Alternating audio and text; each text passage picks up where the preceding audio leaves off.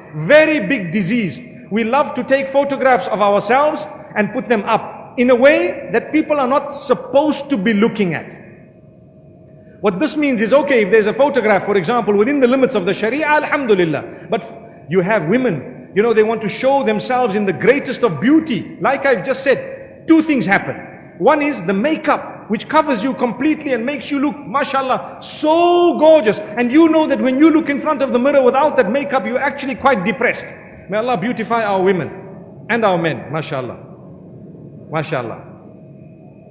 And secondly, on top of that, you've actually photoshopped the picture. So you look like a cartoon character, mashallah. Flawless, Allahu Akbar, flawless.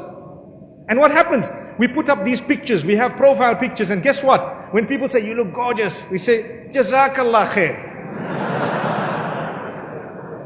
You look gorgeous, and we're saying, may Allah reward you for what you've just said. Come on, the man is saying it for a reason. Why did you have to show yourself? And if you have a close group, your family and so on, it depends. Obviously, we know the limits. We definitely do know the limits, but we forget them. We don't think about them. So think about it carefully, because many marriages are breaking. You have a wife who's starting to be praised by anonymous men across the globe, and even by the friends of the husband. And what happens? Next thing you find them in bed, and that's the complaint that we have today, that this woman ran away with her husband's best friend. How many stories would you know? May Allah forgive us. We're not judging the people, but we're saying it is a crisis. It is a problem that causes disaster upon disaster.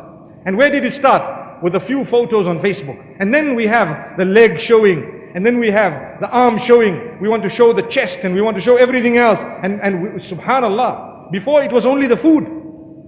Now it's the cook as well. Allahu Akbar. I recall a statement made by one of the youth when he saw food. Some of the youngsters, they just want to eat. When you get slightly older, you appreciate what it looks like. You see the little design on the food and you say, oh, the person's a little bit more mature. But young age, you just whack it. Whatever's there, you eat it. Burger. It must taste nice, alhamdulillah. Allahu Akbar. So, a person tells me, you know what? Ooh, this food looks gorgeous. I wonder what the person who cooked it must be looking like. So I told him, oh, there's the chef. And he was a fat guy with a long, big hat. And he says, how are you? I said, there you are, mashallah. May Allah forgive us, really. This is the internet. This is what it does to you. Your imagination races well beyond your capacity of running. This is something you need to know.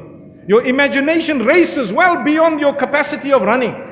Your imagination, you cannot keep up with your own imagination. This is what happens. Why? Because it's beautified. Whoa, you see this.